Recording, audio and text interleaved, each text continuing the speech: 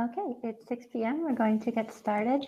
Thank you so much to everyone for joining us for this short course titled Circular Fashion Best Practices in EU Cities. We're going to be exploring some best practices in EU policy implementation in the area of clothing reuse, repair, and recycling. This is an official EU partner event, and we're very proud of that. And we will be, for that reason, giving you some resources to follow along more with other EU Green Week activities. My name is Karina Hopper. I am a sustainability lecturer teaching in several university programs in Paris. I specialize in sustainability leadership in hospitality, fashion, and luxury brand management. I am originally from the United States, but I've lived half of my life in Europe, first in Barcelona and now in Paris. I'm joined today by my colleague Maria Annunen. Hello, Maria. Hello, Karina. Maria is joining us from Milan. I'm in Paris, so I apologize for any technical difficulties. Maria, would you like to begin by introducing yourself? Yes, thank you. First of all, I'm really happy to be here. So it's a really nice to participate this important event. So my name is Maria Annunen.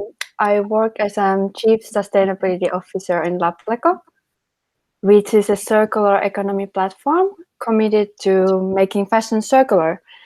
And I'm originally from Finland, or from northern Finland, but I've been living abroad for the last 12 years between Paris, London, and now in Milan, like Karina said. And for me, working in the sustainable fashion is not only profession, but also my passion, knowing that every day you can make the difference with the choice you make. Thank you, Maria. I look forward to hearing you talk more about that and more about Lablaco a bit later. For those of you who might be wondering why we focused on clothing, and we want to let you know that there will be some coverage of the broader issue of general textile recycling. But we've chosen to focus on clothing because we will be closely linking our discussion today with circularity in the fashion industry. So we aim through this course to serve as a resource not only for EU citizens and local and regional authorities, but also for fashion labels and designers interested in learning more about what happens to their clothing in the EU post-consumption phase, regardless of where they're initially produced. We hope to encourage as well the spread of EU best practices among non-EU entities. If you're interested in any of the topics we cover and would like to request more information, please do so in the comments below, or don't hesitate to connect with us on LinkedIn, and you have our information for that below as well. So to let us get started, let me just share with you the contents of this course. Maria is going to begin by giving us some general background on circularity and the circular economy. So what it means, why this global movement is important, and what it's all about. She will then provide some quick facts regarding the current state of the current unsustainable state, we can say, of the fashion industry, and explain why circularity is a key part of the solution in that industry. We're then going to move on to the topic of EU environmental policy on textile reuse and recycling, which is the core of this course, providing concrete examples of current practices in EU cities and regions, and addressing what the future may hold. From there, we're going to examine some civic involvement, namely what citizen groups and NGOs are doing and can do to further the objectives of the EU, again with specific examples. So without further ado, Maria, I give you the stage for some background information on circularity. Thank you, Karina. So background, when we look about the fashion industry, it's been dominated by linear economic model, take, make, waste. And there is a rapid need to change all the elements of this model. We need to rethink how we manage resources, how we make and use products, and how we discard the materials afterwards. And only then the industry can have a healthy model that can benefit everyone within the limits of our planet. In circular economy, waste is seen as material that can be utilized after use. So discarded textiles can be recycled as fibers or as a raw material for new products in other industries. That would provide opportunities for reducing demands on material resources and environmental pressures. And actually, circular economy for clothing has existed for decades in many parts of Europe through the activities of charities and private textile collectors and traders that we are going to talk to you more later. Nevertheless, even in countries with thriving collection practices, much of the reusable clothing and most non-reusable clothing still ends up in mixed waste and represents a loss of valuable resources. And the circular economy is actually much more than recycling. Its operational models include the efficient use of materials in product design, services to lengthen the life cycle of the product, and directing products for reuse, among other things. And to promote the circular economy, it is important to develop new recycling solutions for materials and services side by side. And to conclude, the circular economy aims to keep textile materials and their value in circulation as long as possible. And in the textile and fashion industry, these practices have developed a rapid pace in the recent years. Here we can see a pile of the clothing, which is very common in non-developing countries. In the last 15 years, the clothing production actually has approximately doubled, driven by a growing middle-class population across the globe and increased per capita sales in the major economies. Only in Europe, the textile and clothing industry represents a turnover of 181 billion euros. And today's fast fashion phenomenon, with quicker turnaround of new styles, has increased irrational shopping.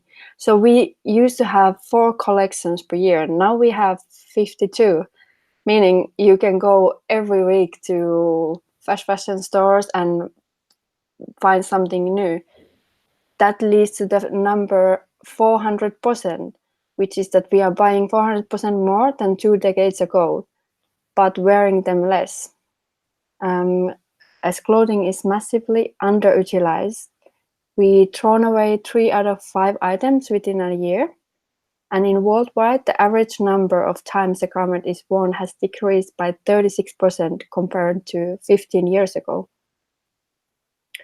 And every second there is an equivalent of 1 garbage truck ending up to the landfill or getting burned.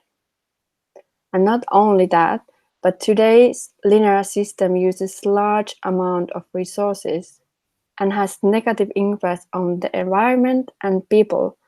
The textile industry relies mostly on non-renewable resources, 98 million tons in total per year, including oil to produce synthetic fibers, fertilizers to grow cotton, and chemicals to produce dye and finished fibers and textile. The industry's immense footprint extends beyond the use of raw materials. In 2015, greenhouse gas emission from textile production total 1.2 billion tons of CO2, equivalent of 21 of international flights and maritime shipping combined. So the industry has also direct local impacts. The use of substances of concern in textile production has negative impacts on farmers, factory workers, and the surrounding environment. And in the recent years, the textile industry has been identified as a major contributor to the issue of plastic entering the ocean, which is a growing concern because of the associated negative environmental and health implication. It has been estimated that around 500,000 tons of plastic microfibers shed during the washing of plastic-based textiles such as polyester, nylon, or acrylic end up in the ocean annually and end up in our food chain. And fashion industry has also multiple negative societal impacts. Many workers, most of them are women, are facing dangerous working environments due to unsafe process and the dangerous substances used in production. Manufacturing companies are facing high costs and time pressure, which can lead to workers suffering poor working conditions with long hours and low pay, with evidence in some cases modern slavery and child labor. On current trend, the negative impacts of the industry will be potentially catastrophic. If the industry continues on its current path, by 2050, it should use more than 26% of the carbon budget associated with 2-degree pathway. After all these facts, information, I think it's only beneficial for the planet, but as well as for the economy to move towards a circular one. And it is estimated that moving to a circular economy in Europe would have 600 billion euros for the business, creating 580,000 jobs, and the carbon reductions will decrease by 450 tons by 2030. And action at the European level can drive investments, create a level playing field, and remove obstacles in the single market. For the moment, the market loses a significant amount of materials that are discarded instead of being reused or recycled. And from now on, I will leave Karina to continue. Thank you, Maria. I know that the first time you start to see images like the one on the slide and hear the data that you've been providing, it can be quite shocking. We're going to move on to the core of our discussion, which is EU policy currently in place in clothing reuse and recycling. And I thought it would be useful for some people possibly to begin with a bit of context in this area. At the end of 2015, and you'll start to see a theme with 2015, the European Commission launched a circular economy package with 650 million euros in funding from Horizon 2020. For some of you who might not know, Horizon 2020 is the EU funding program for research and innovation, and it dedicates about 80 billion euros over 7 years to helping ensure Europe's global competitiveness by investing in European breakthroughs and what we could consider European world firsts. By way of its circular economy package called Closing the Loop, an EU action plan for the circular economy, and which is the document that you see on the slide, the European Commission aimed to boost competitiveness, create jobs, and generate sustainable growth through the implementation of 54 actions in areas including plastics, food waste, consumption, public procurement, etc. The actions were ambitious. To give you an example of one of the actions, it was to develop a monitoring framework for the circular economy at EU and national level. And you can imagine, given the scope of the EU, how big of a task this was, and this was just one of the 54 actions. By this past March 2019, all of the 54 actions had been either delivered or were being implemented. In the link below the video, you'll find more information about these 54 actions if you're interested in a document called Commission Staff Working Document. So one of the points stressed by the European Commission in the 2015 Circular Economy Package was the need for more recycling of municipal waste. Drawing on the sustainability goals of the Circular Economy Package, the European Clothing Action Plan, ECAP, which we'll get back to, was the ECAP, which we'll expand upon quite a bit in this talk, but it was implemented at this time in 2015 as well, with the aim of creating a circular approach to fashion across Europe. The European Clothing Action Plan is funded in turn by EU LIFE, which is an EU funding instrument from back in 1992 that's devoted specifically to the environment and climate action. 2015 again was a key year. not only in Europe, but worldwide, because it was the year that the United Nations launched their 17 Sustainable Development Goals, known as the SDGs, and those are goals for 2030. The European Clothing Action Plan has aligned itself with 5 of these goals, which I've shown here.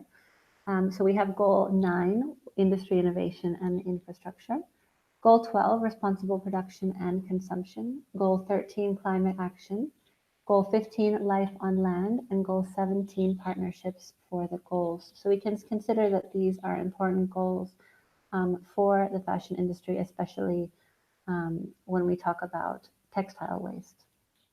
So taking into consideration then the 2015 launch of the United Nations Sustainable Development Goals, the European Commission's Circular Economy Package, and the European Clothing Action Plan, among many other initiatives, it is no coincidence that we have seen considerable advances in EU policy on textile recycling since 2015, both at the EU level and among national and regional governments and associations. In its 2018 final report, which was titled Used Textile Collection in European Cities, the European Clothing Action Plan presents trends in EU cities such as Copenhagen, Denmark, Rotterdam, Netherlands, and Gothenburg, Sweden. It insists that its aim, however, is not to compare regions. And it says that it's difficult to compare regions because cities have very different characteristics that affect collection rates of used textiles. Some of these differing characteristics can include, for example, the quantity and type of textiles consumed per capita, and due to differences in prosperity and climate, cultural differences, the presence of charities, and regulatory differences as well. The report does, however, provide some important lessons. The collection of reusable textiles in Copenhagen, for example, is considered to be quite advanced, and they have an estimated 44% of used textiles being collected, which is quite on the high end, primarily through charity shops and private collection services. And as we'll see, charity plays a huge role in the history of textile waste. The city of Copenhagen's waste strategy has therefore been focusing on non-reusable textiles, which waste collectors have long been rejecting due to ownership of waste rules and their much lower economic value. And this will be a common theme. Gothenburg, Sweden, like Copenhagen, also relies strongly on charities for the collection of its used textiles. According to 2018, the same ECAP report, municipalities had only been engaged on a very minor level until recently because of the influence of the charities. The lack of market demand for non-reusable textiles is again to blame here, along with a lack of clarity relating to accountability, which will be another theme that we'll be hearing a lot today. In 2013, 87% of all textile collection was carried out by charities. The Dutch government, on the other hand, had in 2012 a Green Deal, which was a voluntary agreement program aimed at catalyzing green growth. A Green Deal on textiles aimed to halve the amount of textiles in residual waste between 2012 and 2015, and this deal failed. The reason why it failed is partly the low economic value, again, of non-reusable textiles. In this case, collectors were reluctant to advertise their acceptance of non-reusable textiles, even though they were officially accepting them, for fear of economic losses, and a loss-sharing agreement was never able to be reached. From these lessons, we're going to move into a bit of a talk about 4 EU cities. We're going to talk about Barcelona, Paris, Rome, and Helsinki, which each provide their own challenges and insights. So beginning with Barcelona, which is one of my home cities, of course, with internationally recognized brands that most of you probably know, including Zara and Mango, Spain, which is the second largest country in the EU by surface area, is a world leader in fast fashion. One of the objectives of fast fashion brands, for those of you who are less familiar, is typically to produce and distribute as much clothing as possible, as quickly as possible. To be able to keep their prices low, brands like these often use lower quality materials that are not biodegradable. So this means that one, clothes will have a shorter life cycle, and that two, at the end of that already shorter life cycle, the garments are more difficult to recycle. According to Acertex, which is the Iberian Association for Textile Recycling, Spaniards purchase an average of 34 clothing pieces per year, a number which has remained consistent in recent years, which is interesting because total household clothing and textile spending in Spain has actually gone down. So this indicates that Spain is spending less, but they're not doing it by buying less, they're doing it by buying cheaper. So a clear challenge for Spain then, and one that's obviously common among many countries, is to convince consumers to reverse the trend by buying less garments and keeping them longer. In other words, buying for longevity instead of for abundance. Acertex advocates for the government to introduce legislation that holds clothing companies responsible for some of the heavy costs associated with the post-consumption life of their products. According to studies, 73% of Spaniards would back fashion brands being assigned greater responsibility for the environmental damage they provoke. In terms of implementation of EU environmental law, Spain stands out as having successfully created, for example, an environmental prosecution authority and a police unit to combat environmental crime. And they've also made progress in transitioning to a circular economy through the launch, again in 2015, of their 2022 waste management plan called PEMAR. However, the European Union has flagged Spain for being at risk of missing EU environmental targets for 2020, specifically the target of recycling 50% of municipal waste. Acertex believes that Spain will not even reach 25% by 2020 in the case of textile waste. So moving quickly onto Barcelona specifically, we must, of course, talk about the context of Catalonia as well. Some of Spain's regions, including Catalonia and Andalusia, have been very active in moving forward with circular economy policies. And it's interesting to note here that these are the two regions in Spain that participate in the most green commitments. Catalonia has also been one of the Spanish regions to put landfill taxes on municipal waste, although these tax rates are low compared to other member states. So two cities in the province of Barcelona, Mollet del Vallès and Cornellà de Llobregat, have been recipients of EU Green Leaf Awards, which is the award they give to honor green towns. And the city of Barcelona itself is often referred to as a global leader in the transition to smarter and more sustainable cities. Of course, this is not necessarily referring to textiles, but improvements in waste management in general are a necessary step to getting to efficient textile waste management. While separate waste collection in Barcelona has increased over the years, thanks to some local initiatives like door-to-door collection of different types of waste on different days. So for example, you have a calendar and you see which types of waste you can leave outside of your door each day. In this way, it's easier for the city to separate waste. The specific collection of clothing and textiles is an area for improvement. One city initiative is called Renova la teva roba, or Renew Your Wardrobe, and it arranges clothing swap locations across the city on select dates through an online map and a points system in which higher point garments, such as coats and jackets, give you more credits towards the secondhand pieces you want to purchase at the swap. The city also has developed a Barcelona sustainability map that includes, among other sustainability-related points of interest, secondhand clothing shops, sustainable fashion brands, and, very importantly, clothing repair services. And you'll find these links right below the video if you're interested in learning more. So Barcelona is interesting in part because of its wish to lead globally as a smart city, which will push it to develop more advanced waste management processes and to stay within EU environmental law, with the city even declaring that it would go zero waste ahead of strong EU waste law. This will to excel in sustainable smart city technology makes it a city worth following. going to move quickly to Paris now. I'm going to be a bit quick because I want to leave Maria plenty of time. But Paris is showcased in the ECAP 2018 report, and it's showcased because the report points out that the entire national framework of France actually is worth studying due to its extended producer responsibility system, which comes along with concrete targets.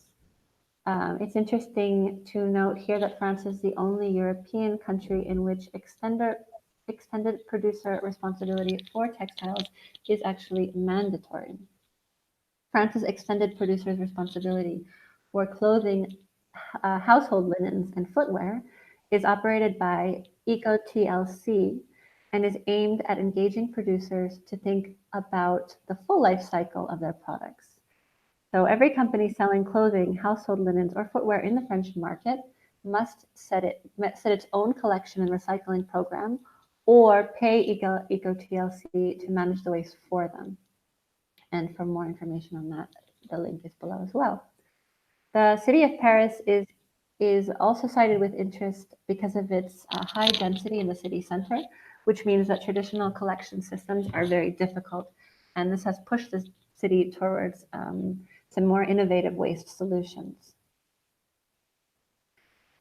I think that it is time now for Maria to talk to us a bit about Rome and Helsinki, and she'll also be talking about a home country of hers.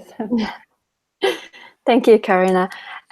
So I want to talk about Rome and specifically waste management. Rome was also one of the case studies for ECAP, and so it has resulted positive impact with coordinating charity organization Humana. Italy has faced some problems due to the waste crisis. There have been recent years, but still few municipalities have implemented specific strategies or targets for textiles, because for the moment municipalities are more focused on higher volume fractions such as organic waste, paper, plastic, and glass. Although some attention has been given to textiles in municipalities with the high rate of separate waste collection. For many municipalities, used textiles are not a waste or resource issue, but are solely collected to serve charitable and social purposes, and therefore considered outside their jurisdiction. In Albano Laziale, a municipality close to Rome, however, a clear strategy has been defined for recycling and reuse within each sector, including textile.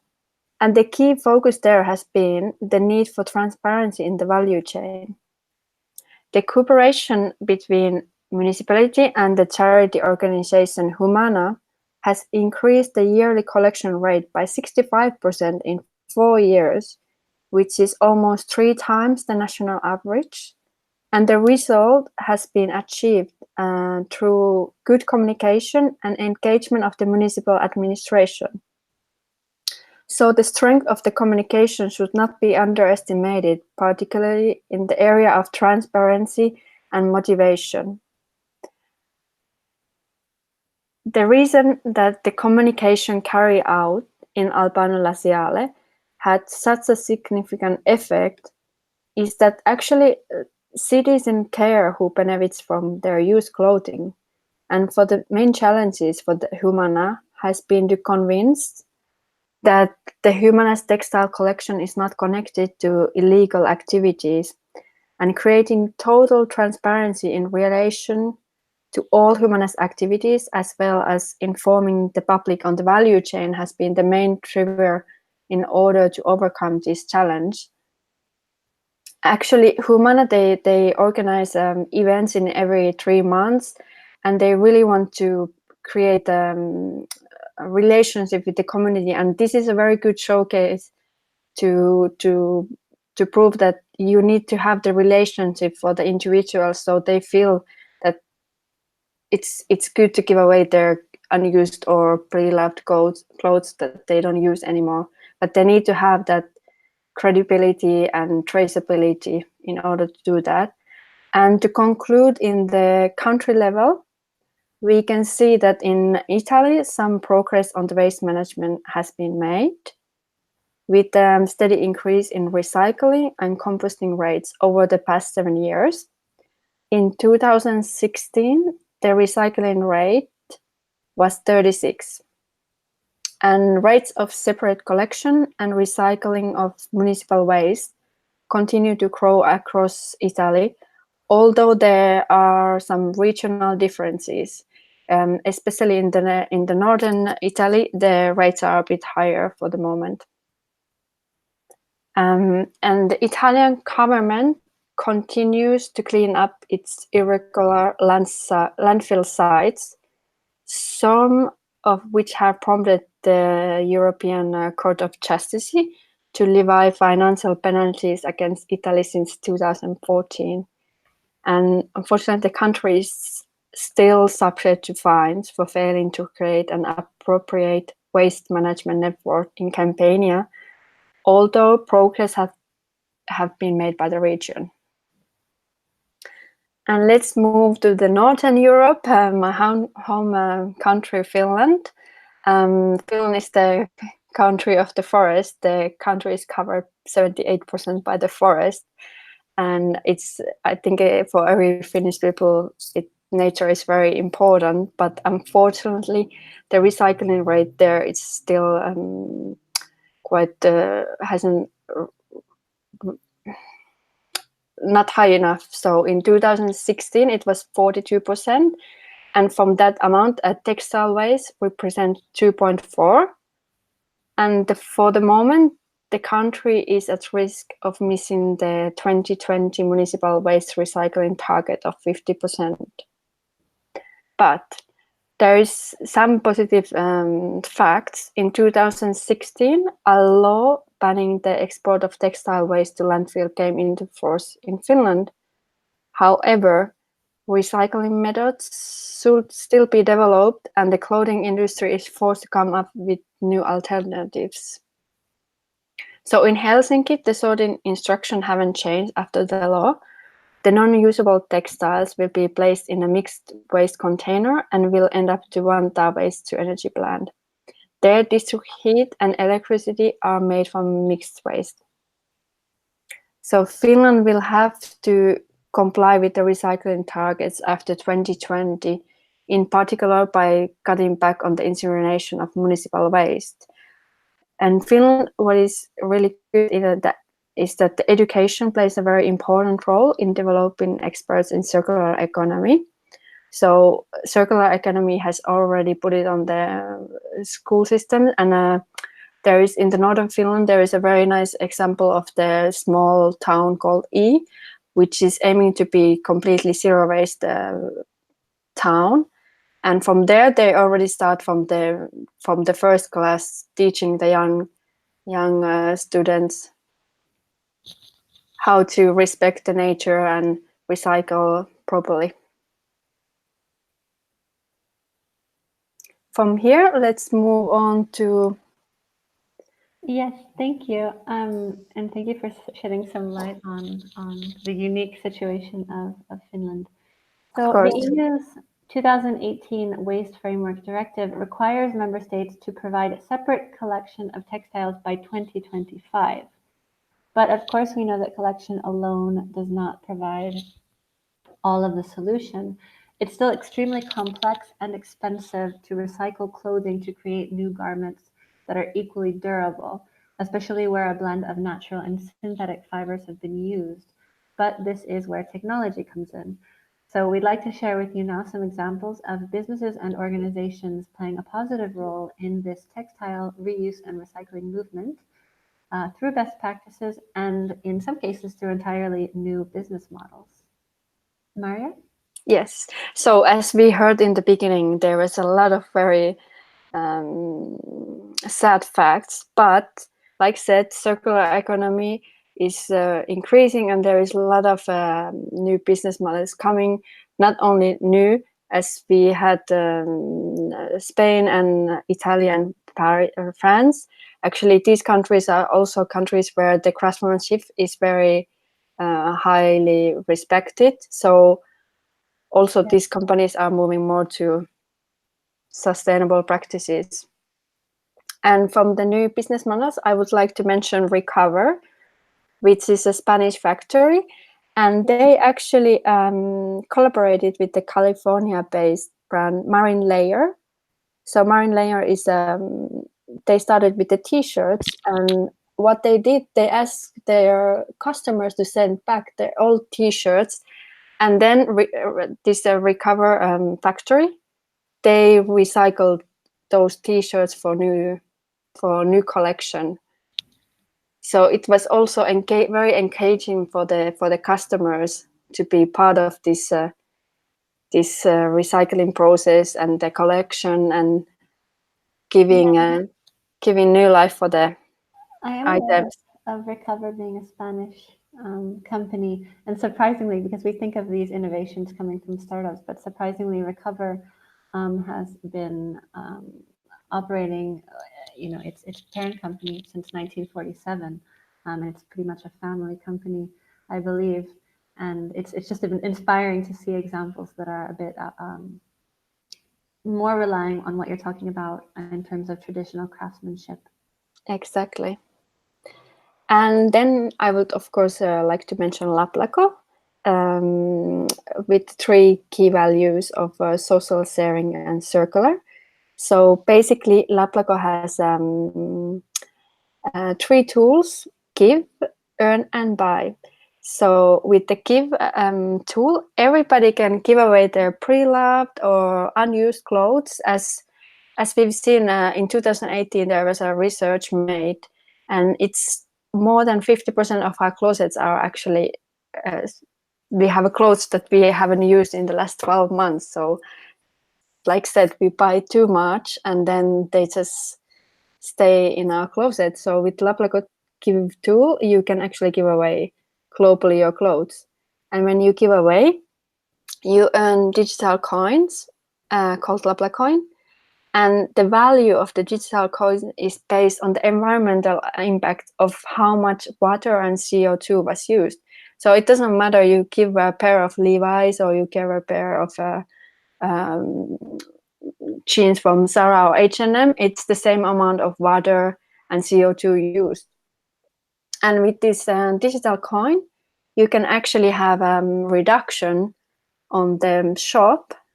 So you can buy independent, sustainable designer around the world. Also, you can support your community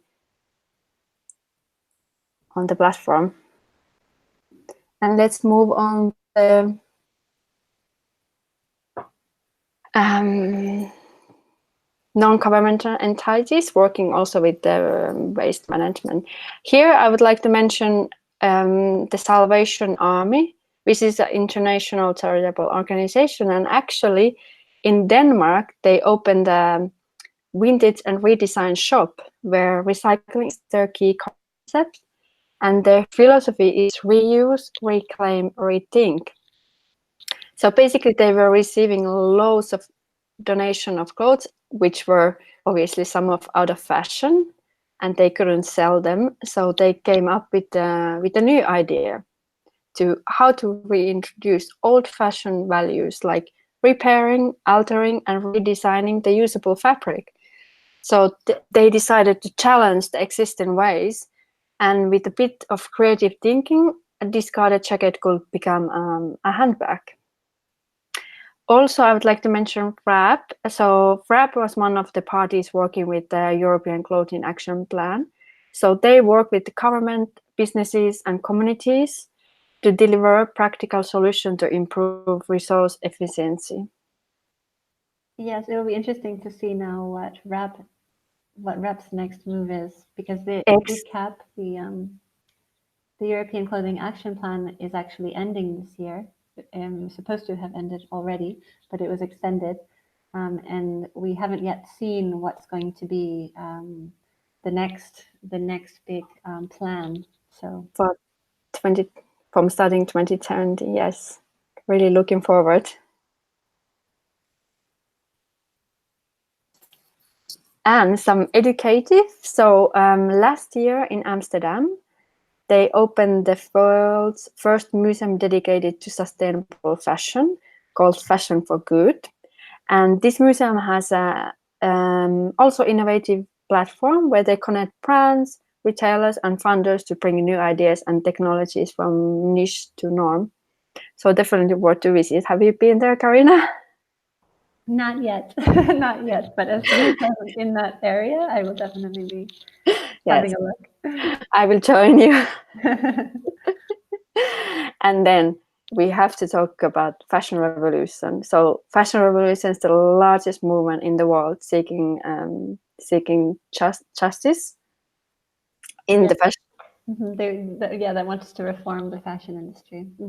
Yes, and the fashion revolution began as a direct response to the Rana Plaza disaster in Bangladesh that took place on 24th of April 2013. It was just terrible disaster, killing over 1,000 factory workers employed in the condition that were known to be unsafe in order to produce clothing for companies such as Benetton, El Corte Inglés, Walmart, and Primark. And what was really terrible with this accident, like I think after that, the traceability become Yes, that's when transparency became a really big topic. exactly. Because they had to actually sort through the rubble to find out which brands were producing there, because the brands themselves didn't even know. Exactly. That's terrible. Really terrible. But every year during last week of the April, there is a Fashion Revolution Week, which encourages people to ask questions: who made my clothes in social media? Ask the brands and retailers. So this is really a time where you can show your activism inside of you and ask brand, be curious. You have the power and to know who made your clothes. I recommend also following who made my clothes on Instagram. I found out about some very interesting initiatives by following that campaign, which is great going on still. Yes. I mean, it shouldn't be just 1 week. It's every day. Every day we need fashion revolution, of course. And then I want to tell you about the fashion footprint calculator, which is an educational free questionnaire. It's for everyone to measure their personal carbon footprint on fashion consumption and behavior powered by Laplaco. It's a very quick and 12 questions to do, so wouldn't take too much of your time. The goal of the calculator is not only raise awareness of the global fashion waste issues, giving tips to improve personal fashion footprint, but also to provide a useful tool for everyone to act no matter where they are located. And like Karina was telling about the United Sustainable Development Goals 2030, Laplaco actually has created a fashion footprint challenge, which is an inclusive campaign for everyone to act, from citizens to brands and retailers, as a lot of brands have excess stock, which they used to burn. I don't know what happens now, but like with the EcoTLC, they are building new solution with measurable goal of recirculating 100,000 fashion items to be saved from landfill by 2020, saving an estimate of 260 tons of clothing waste, 1,960 tons of CO2, and 260 million liters of water. So, Karina, back to you. Yes, so I had the pleasure of being in Brussels this week for the EU Green Week conference. I just got back. And there was a message that was repeated throughout the conference, which is that as citizens, we're the eyes and ears of Europe. Um, so we may think that our single voice has little consequence, but the government, of course, is closely observing the pulse of society. And when an idea pervades that society, the policies of government will likely start to shift in that direction. When you ask EU officials what individual citizens can do to pressure their local authorities and member states on environmental protection, and I know the answers to this because I've spent some time asking EU officials this over the past few days, one of the most common answers, other than actually, oof, is to make use of the complaint system. Um, They'll also tell you that at EU level, the system can be slow and frustrating for complainants, in all honesty. But they also would like you to rest assured that even if you do not get immediate results, just trust that your complaint has been seen, and that if there are enough valid complaints on a topic, the quantity of voices coming together on a similar topic can be what eventually pushes that complaint forward and leads to action. If you're wondering what steps to take to submit a complaint, or you don't even know where to begin, we can suggest the following based on advice from the European Commission's DG Environment. First of all, try to see if you can find out if there is, in fact, a legal problem taking place. So this might mean that your local, regional, or national government is not complying with legislation that's already in place. So, of course, nowadays it is not as hard to get immediate access to legislation and related news. But even so, it does help to remain somewhat up to date as much as you can regarding the key environmental legislation in your region and at EU level, and then knowing where to look. So we're going to provide a link below after this talk to your Lex website, where anyone who's taken a European law will know that you can find there all of EU law since 1951 in all of the languages in which they are published. So after you have found that there's a legal problem taking place, that will be the basis of your complaint, you can try to gather some legal evidence. And this sounds quite scary, but it can mean photos. For example, photos of non-compliance taking place, photos of things that are concerning you, and any documents that you found as you've researched showing that there's a legal problem. So you would just gather that information and put it together, and then that's your legal evidence. And then third, you fill in a complaint form. So we will try to provide below afterwards the complaint form that's specific for environmental complaints to the EU. But in any case, sometimes the best ones to contact are one of the Europe Direct Information Centers, which were set up with the purpose of answering all of your EU-related questions. So we will link that below afterwards, and you can visit or call these Europe Direct Information Centers as you wish at the link provided. So you're encouraged to start contacting not only EU authorities, but of course your local, regional, and national authorities, who can as well direct you on who it is best to contact with your complaint. But also it's important to note that you don't have to just go with a complaint. You can go with encouragement, or you can just go with concern. So, and remember that just because you don't see a direct response doesn't mean that you, in conjunction with everyone else who's doing the same thing, are not making wheels turn behind the scenes that you're not even aware of. Another outlet you have is, of course, using the media to make your voice heard.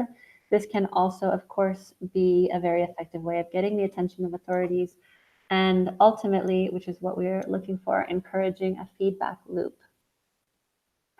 To touch just very briefly on what you can do as a consumer, even though this talk is less about business, but just in case some of you are less familiar with this type of information, So to alleviate the problem of textile waste, the most important thing you can do is simply to make a conscious effort to buy less garments and wear them longer. It's very simple. We're not advocating for anyone to stop shopping, but to start rather transitioning from a disposability mindset to a longevity mindset. And this, of course, is true for many areas of consumption, not just textiles. A good question to ask regarding your clothing purchases, and something that you'll hear a lot in sustainable fashion circles, is, am I likely to still be wearing this in 10 years? To ask yourself that question, and if the answer is no, maybe think again about your purchasing decision.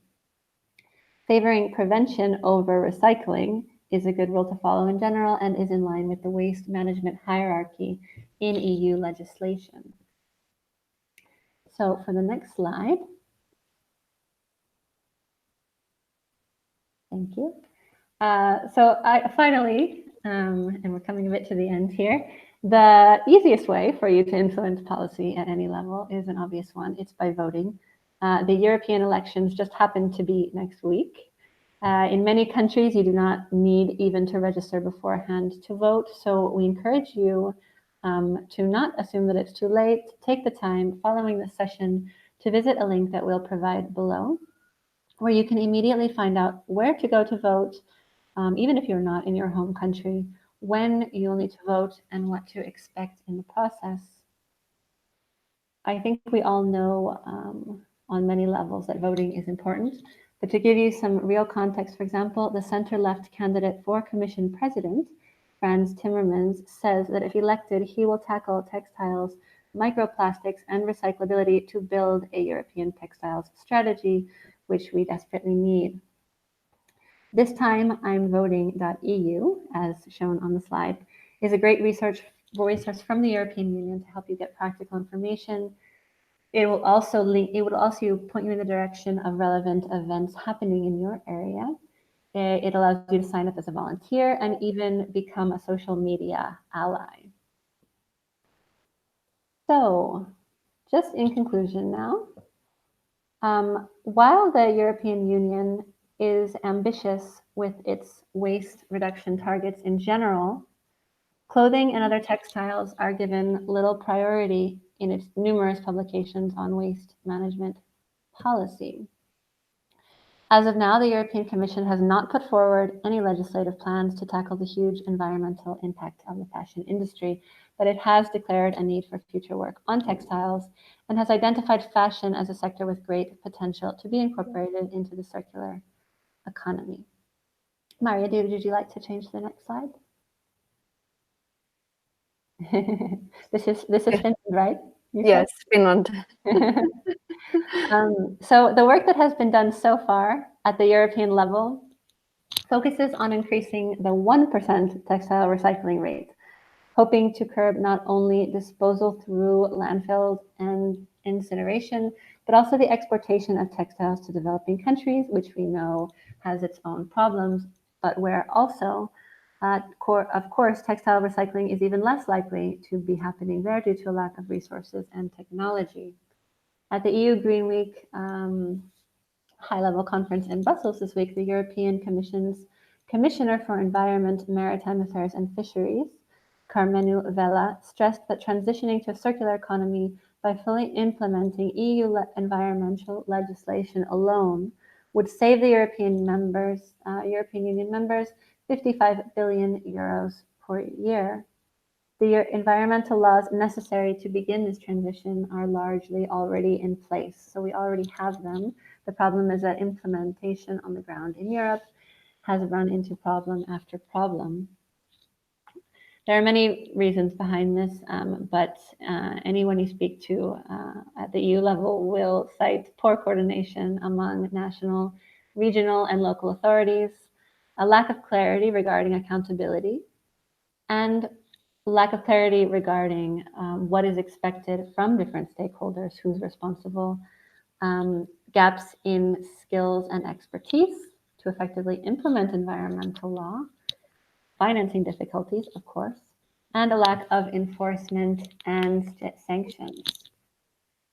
So the overriding message at the Brussels conference was that it was a shared responsibility of all Europeans to press for change and to press for proper implementation once that change becomes law.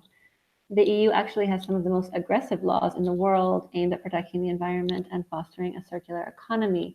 But as we know, implementation requires awareness, education, and communication across stakeholders.